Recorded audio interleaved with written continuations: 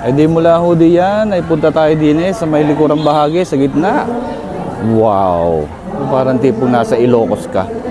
Tapos ito ang ating mga store dito. Magkabilang side, meron mo sila. Ay di siyempre, mas buhay ho yung nasa kabila dahil na doon harapan ng plaza. Pero pagka gusto mo ng mga konting simplihan lamang, ay din ka na pumunta. Hi! Hello!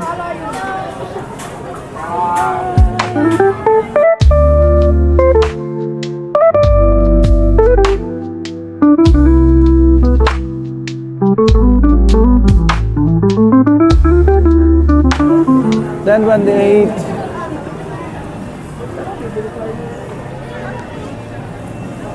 Oh, napakaswerte ho talaga ng bayan ng San Jose kasi nagkaroon sila ng ganito kalaking lugar sa kanilang kabayanan at na-develop naman ang maganda. Na-develop po.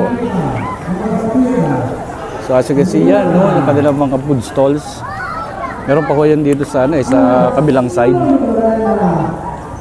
Meron pa rin.